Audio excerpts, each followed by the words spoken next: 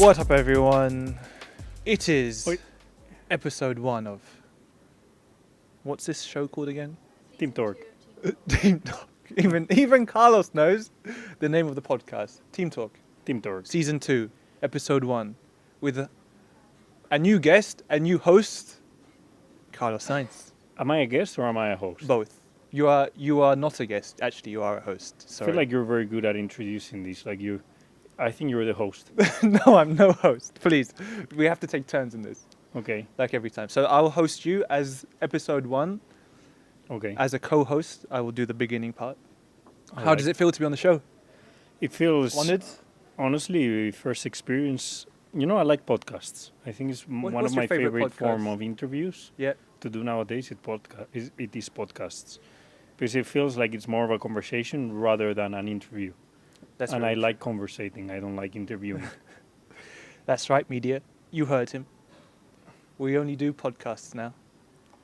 Actually, why don't we do that? No more interviews, only podcasts. I think there's already a tendency to go a bit in that direction. That's true. I think fans generally want to hear us talk about relaxed I think you can open up more about things, no? And you can go a bit more into detail of stuff. And there's not like premeditated 10-minute interview with 10 questions or... That's true, but they have written stuff for us to... No, but this is just guidelines, Alex. Don't look at the paper. Just conversate. Fine. I'm going to read the paper. I'm going to ask you a question. Okay. That's exactly what I said we didn't do. Okay. You were on the Stanley Tucci. Have I said his name correctly? Yes, you have. How was it? It was good. Bit of a different thing for me to do. Yes. But I guess it exactly proves my point. You enjoy I'm trying to do more of those things where I can, rather than do a normal interview of how's the car going to be next week, how's the... Did Stanley not ask you that question? No, not at all. It was like a full open conversation. It's called, I think, Cards on the Table, because you pick a really random question. Like I think the first question was, which Disney or which fiction character do you feel more resonated with? Yeah, so when would you be asked that question in a Formula 1 paddock? Sure. Never. So what did you choose? I chose... What did I choose? I went for Lion King, and I was either Simba or the meerkat. You know, I can see both. Timon. I can see both. Yeah. I chose Timon because I said I feel like I'm a lot more silly than what people think, and I'm like, I'm a lot more like silly than goofy than what people think I am. And then I chose Simba just because of my dad, the history of my dad racing, and me wanting to kind of. So I chose that, but it made me think. It's never a question I would have asked. Yeah. What would you choose? I would have chose Lightning McQueen. Nice. You went straight to it, then. Maybe. I don't know. Try and give me a bit more... In depth. Yeah. More legit. Is there any Disney film you really liked when growing up? I really liked Not like they don't stay with me that much. Like I really don't have one where I thought... I don't know, Hercules, things like that. I liked The Prince of Egypt. Do you remember that one? That was a good one. That was a funny one. Yeah, that was a good one. I remember, yeah. Yeah. But I can't resonate as a character to that. Okay. I need to think. Like if you put me on the spot, I wouldn't know. Okay. Don't go to Stanley Tucci then. Apparently not. But he's a nice guy. He's a really cool guy. Yes. Apparently really good chef, cook. Did you eat his food? I'm not sure we were eating his food. Good question. I'm not sure. You were eating I don't food think there, so. though? We're just having our dinner. Okay. Oh, this is a good question. If you had a podcast, who would you have as guests? If you had your own podcast? You get Stanley Tucci. You got to invite him back on your show. Yeah, I would invite him back for sure.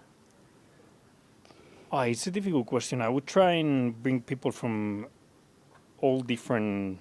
I wouldn't go just athletes and successful athletes. I would try definitely those, because I think it's the people that I could have more things in common and go in more depth of. Yeah, it'd be interesting to know exactly how comparing a bit. Yeah. But I would also go for relevant people in in modern times. Like, I would go for sure a bit more into the tech world. Yes. I would love to understand a bit more about AI and how is that gonna go in the future. I would go also. I don't love politics, but just maybe to get an update of the current situation globally. Yeah, I think having a good mix is interesting. And I think this is what Stanley does, is he puts he makes sure it's very diverse. Exactly. The guests that he has on the show. He got someone from TV, someone from music, someone from sports. You know, and we all sat there. With nothing in common in theory. But then there were a lot of things more in common than what you think. Yeah, for sure. And what I would approach the podcast is, okay, I'm an ignorant in all these things. I want to be more. So there's sure there's a lot of people more like me that want to know about these things. Want to. Good. I don't know. What's the name of the show? It's a good question. Signs. No. Smooth podcast.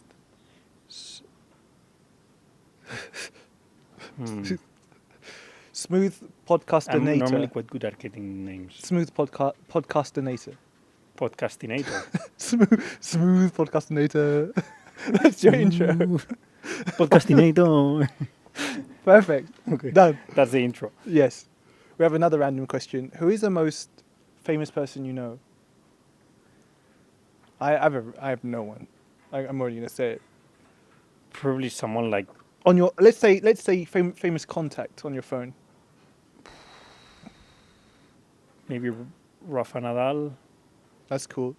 Have you played that I've met? Probably shake hands or have a conversation. Maybe Will Smith. Oh yeah. Yeah. Was he cool? He's cool. Yeah. Like Will. He's one of my favorite actors too. Where did you meet him? Miami this year. He lives in Miami, I guess. I think so. I didn't ask. You? I don't know. Have we had any famous people in the garage? Who? Tom Brady? Good one. Definitely have him in my podcast. Yeah. He's really interesting. Have you seen any podcasts he's done? That's why. Yeah. But I don't know. That's it so far. Okay, good. Preseason, how's it gone so far? Well, now that it's ended. Did you have any good moments? Any difficulties during preseason? Setbacks or honestly, my biggest setback of this preseason was thinking it was going to rain my last day of testing. That really got me a bit nervous because I was like, I'm not going to have a lot of testing. And looking at the weather was terrible. It was said it was going to rain all day. It's like, I'm in Bahrain. I'm only going to have 1 day and a half of testing. And one of those days is going to be raining. In the end, it only rained for, I think we missed like a couple of hours of running, 2-3 hours with the... It seemed like there was a blackout also. There was a blackout too. The day before it. That's true. So I was a bit nervous about the whole thing. Like, that's the biggest setback. But in the end, testing, I think, went quite smoothly for both. Yes. Did you have any setbacks? No. No, not in the car. I think in pre-season, I was out in LA. So I had the wildfires. So that wasn't that fun. We had... we were supposed to do like a good month of training. And it was still good. We got it done. But...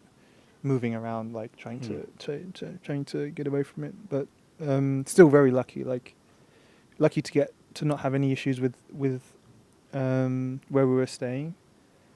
But yeah, in terms of driving though, no. I think it's been a smooth test so far. Like I think also it helps to be the last year of the generation of these cars. Like the teams normally they're pretty on top of everything. Yeah, I agree. So I don't think it will be that smooth next year. With such a change. You like it here in Australia, no? You like the track? Yeah, I do. I like the track. It's like one of them confidence tracks, though. Like you cannot get it like straight away. It takes some time. You cannot. You're not 100% in lap one, like in Bahrain or. And I think it will feel more different this year because we were attacking this track like race 4, race 5 on the calendar, or maybe. You're right. Yeah, and now it's like race 1. I think it will be even more like, because Bahrain is so easy. Because you've just done all the testing there. You've done all the testing. The track's super open. It doesn't feel quick. I think And Friday, then you arrive, first green 5 laps track. of FP1, we're going to be like... It's the one where like your first push and you're like 5-6 seconds off. You're like, and then Max has gone out and just gone and done it. And they tell you a lap time. You're like, oh, okay. Some time to find. But it's a cool track. It's a really cool track. I think it's improved a lot over the years. I agree. I think they've changed the curb, I hope. It is high grip though.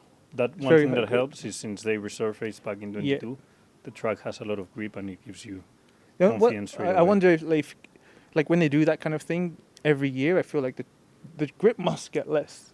Like it cannot just stay Yeah, but the cars improve.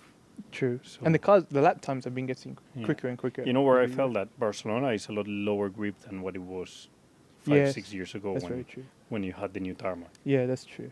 I was really surprised when we did the test. I was expecting more. I was like, oh, this is it? Like that. This is it? That was Well, it was interesting. the 45 car that was... Yeah.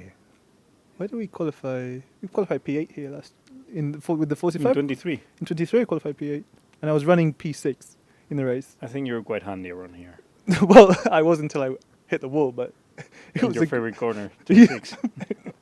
5 laps in, boom. What happened? You lost the rear. We were doing we were saving the battery through turn 5.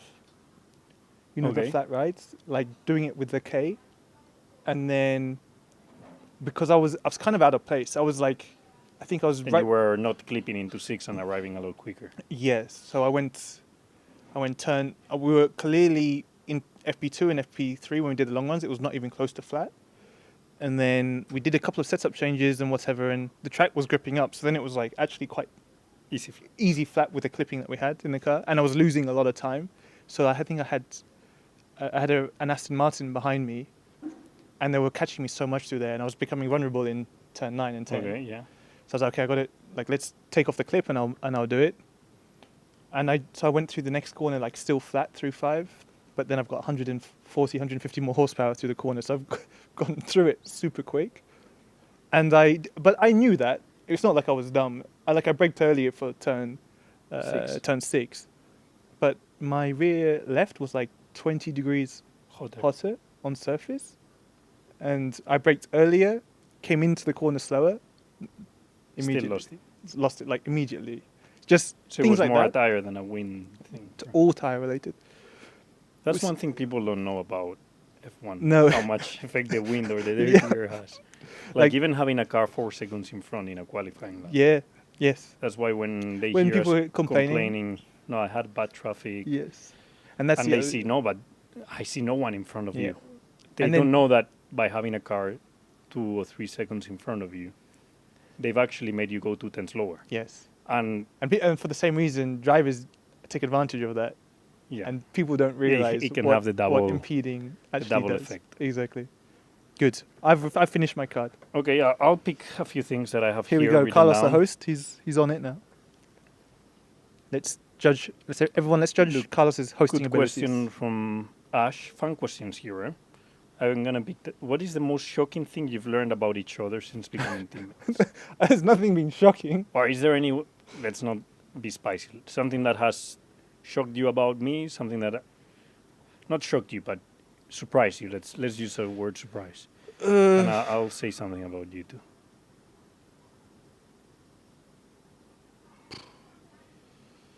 Shocked. Nothing shocked me. You've not done anything that I've gone well, not especially not in a negative way. No, I think more. I'm surprised that we are quite aligned Okay. in many areas, on track, off track, where we want the car to be, even if it's slightly different driving styles. Still want the same things in the car, but then off track as well, like where we think the team need to improve, and Yeah, even in the smaller things like in travel, Alright. we are still aligned in them areas. Yeah. So that's been nice. Like that's been a good positive thing. I think if anything, it's more just I'm surprised how committed you are. I think just in terms of like the approach to the team and bringing them forwards. Like that's Okay. been really nice to see. You thought I was gonna come here to hang around or what? Not hang around, but like I remember my first year when I came back from Red Bull, and I see you doing really similar things to what I did in my first year when I came here. Like I had like all these things where I was like, we need to organize meetings. like what are we doing? Like this and these and these. I don't have that now because I've kind of integrated myself. Yeah. You know, and it's like there's not anything extra that I feel like I can bring to the table, really. Like, in them areas. Something new. Something new, exactly. Where so that's been good. Really. Yeah, I think I have that newbie effect of someone new with new info and new things. No? Exactly. I think that then fades away because then you start working more time together. Exactly. That's why we need to stay on top of things. Yeah. For me, about you, you're super sensitive to some stuff. Like even on meetings, I sometimes say about the car with the brake pedal, the differential maps, the brakes. Yes. I'm getting a bit technical here for some of our fans, but like when we debrief about things, technical stuff after the test, obviously I still like a bit of experience with this car, so I don't feel everything that I would like to feel. Yes. Because I am still filtering other feelings, new feelings. Yeah. So sometimes in the meetings I was like, ask Alex, you know, like there's this thing that I'm sure Alex will feel a bit more than me, or this thing that Alex can give a bit, because I've seen from the beginning that you give very detailed, very good feedback about certain things that maybe I'm still getting a bit up to speed. And I said, a lot of the things that we talk about, like when we go, we're obviously not going to say what the areas that we feel like we need to improve on. But last year I kind of ignored it and was like, I'm just going to drive around these problems. And it bit me. And I realized, like, actually, we really need to fix these problems. So it's like, guys, it's happening again. Like, well, if that's the case, you're becoming better at it. You've picked up a lot of things. Yeah. Good things, I think, also for the team to stay on top of. Yeah. No, it's been interesting. I think we're starting this year far more on top of the small car. Detail. We're already in small. For me, we're already in small details. Yeah. Okay. I'm gonna choose another one.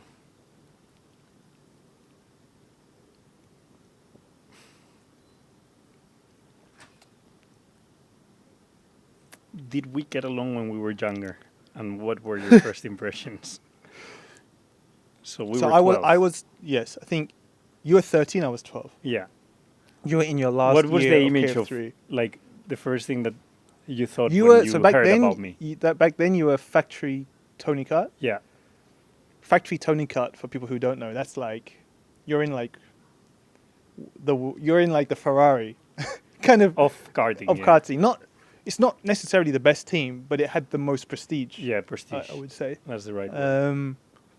And I was in like back then I was in a small team. It was like an English team, and what was the name? Mick Barrett Racing. So I remember. I think I was always shy, especially when I was a kid. I was extremely shy.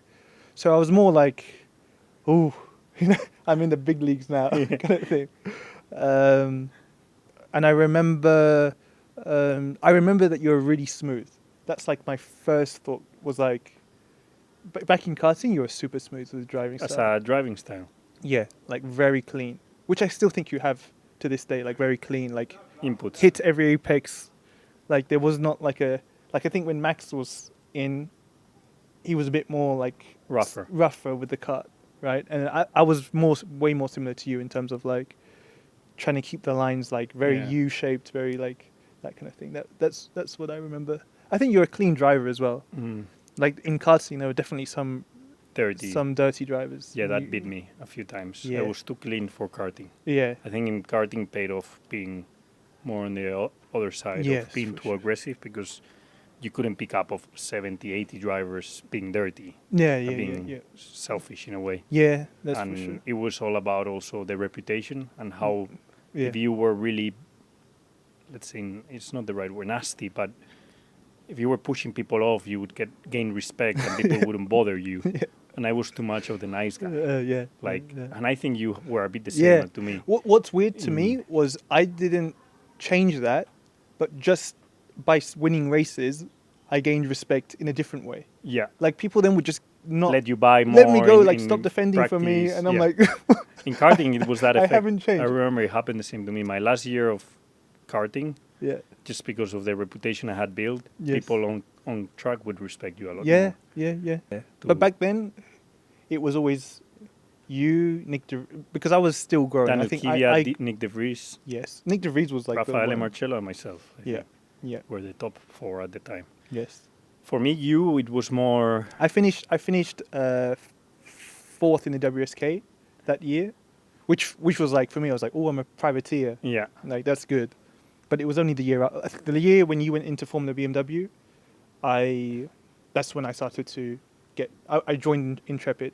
Okay. And I took over Kvyat's seat with his mechanics and engineers and whatever. And then you started winning. Then I started winning, but not immediately. Not immediately. Like, took me a couple races. I remember you were quite tall in the car. Yeah, you were big. Also a bit chubby at the time. I was chubby. So you weren't chubby, and I was quite slim. Yeah. And then I remember you always being very quick in the wet. In the wet, yes. So even at the time, if I had to follow a guy in the wet, I would. My car I was team very was good in the very wet good in setting up a cart in the wet because I think they were just used to it. Because they were British, maybe. Yeah. I remember when you were in karting, you would always, a Spaniard like me, we always had reputation of not being quick in the wet. Yeah, true. And the British guys would be. Yeah. But I never had that. I was always quick in the wet. That's true. But I remember, if there's a guy I'll follow in practice, see what lines he's taking, and I remember kind of waiting for you, going behind you just to learn a bit if you were doing something different. That's true. And because back then, people going into details now, but the style of wet driving has changed so much. Like back when we did it, it was all wide lines. And now everything's curves, tight. Yeah. It's so strange. The karts are way softer now as well. Really? Yeah. They've softened them up, and they're all like. That's why they can use all the curbs and everything. That's interesting. I think because at our time it was wide V style lines. I think the tires have got stiffer, so the chassis have had to become softer to get back the same roll stiffness. But yeah, when I was testing last in Dubai before Bahrain, they were explaining it to me. I was like, makes sense. Okay, makes sense. But there's so much aero now in karts. Aero, crazy. No. They have all these the nose cone and the nacelle panel, the airflow now, and they've got these things where the nose cone at speed it starts to drop. No. To get right to the bottom. They want it to be touching on the front right height. Yeah, the same. It's changed so much. Like flexi wings. Yeah, honestly, they have flexi wings. So all the nice. plastic, where you had the clips on the back, if you push it now, they're so soft, like crazy. This, soft. in a way, kind of throws me off a bit. I don't like it. The amount of money young in karting? Racing drivers are paying in karting. It's one of the things as a GPDA director. I know I'm probably not going to make a change, but my target in life as a racing driver in a way is trying to make the basics of motorsports a bit more affordable. Yeah. Because it's nuts. The amount of money now young people need to spend to compete in karting. Yeah. At our time, it was already getting out of hand. I remember the figures people were paying. Yeah, sure. It was getting out of hand. Yeah. But where they are now, 15, 16 years later, it's got crazy. That's very true. And I think, which is a strange concept, is I know karting was useful, but if I have my own kid do karting, I would not prioritize the best material or anything. I would make sure they have a good mechanic and a good driver coach, and we create a good system. But I would save my money for the single-seater stuff, for sure. Yeah. I would definitely... how many people I know who've run out of money in kart? They want to make the next step. They go into the next step. They can only do a year of Formula 4 because they've spent it all in karting. It's normally the whole thing is too expensive. Anyway. I mean, F4 now. F4, the amount of testing happening in F4 is more than karting. I know a guy that owns F3, F4 testing team. Wow. And he's becoming obviously very wealthy because there's so many people out there doing that. Anyway, I think this gives us a lot of podcasts, but that's one thing I personally would like to No, it's a good tackle point. It's a good point. I don't think I cannot have any ideas now of how that could happen, but they had that spec series in karting, the CIK FIA. Do you remember back in the day? Yeah. Anyway, back to Atlassian Williams Racing. Sorry. Tell me, last question. You go for the last one. You got a few there, so I don't know. Are they all just questions? Like you got 3 pages of questions? No, just maybe before we go, because I think we're... Oh, I got one. Now that we're in Australia. We're in Sydney. Sydney. What do you think of the Aussie way of life? I love it. You like the culture? That's the one thing... Well, there's many things I like about Yes. Australia, but that's the one thing I would take with me. Yes. I love how fitness, athletic focused the country is. It's so active. You go outside at any point in the day, there are people running, there are people, getting after it. That's very cool to me. The food's great. Also fresh. because when I land here, you have a bit of jet lag, so you wake up always early. Yes. And that immediately forces you 5 a.m., 6 a.m. to be fully awake, and I feel very active at that time, which in Europe I don't. Yeah. But it's a morning immediately city, wanting to go on the bike, running, golfing at 6 a.m. and that immediately puts you you're feeling productive and you're feeling healthy. Yeah. I love it. The breakfast is really good. Here breakfast is great. They have good breakfast Their culture. mornings, like 6 a.m. to 10 a.m. is the best routine. Australia's got it sorted. And you see everyone when you go out at 6:30 and it's their normal time for them and they're all fit, training, at least in Melbourne. In Sydney also I saw yesterday people. Yes. A lot of people. It's just a good... I tell you one thing I don't like, because we also need to... We have to tell the negatives. It's not all positive. One thing I don't like is... I shouldn't say this. You said it now. People on the road driving. Bad drivers. No, they are very, extremely legal. Oh, the moment you forget an indicator, or you do... Beep. You're crazy. What are you doing? I mean, what I haven't put anyone on danger. I just forgot. The problem is you were 50, 100 meters behind, and you spotted me not putting... And you could, people are really, they lose it. I don't. And I had a few occasions where... I don't remember this. I've not had this. I always drive, okay? I always, even when we are on the road, I always drive the cars. But look, I admit that maybe Spain has a bit of work to do on... I think quite relaxed driving. It's a bit relaxed, but efficient, good, in a way. Not crazy either. Yeah. Australia is... I think in general it's quite a quite strict country. Very strict in these kind of things. Yes. For a Spanish guy, almost like you feel too strict in some certain things. Yeah. But I love their... So if you see a driver going rogue in Melbourne, just know I'm that relaxed. there's a very high relaxed. chance. I'm not putting anyone in danger.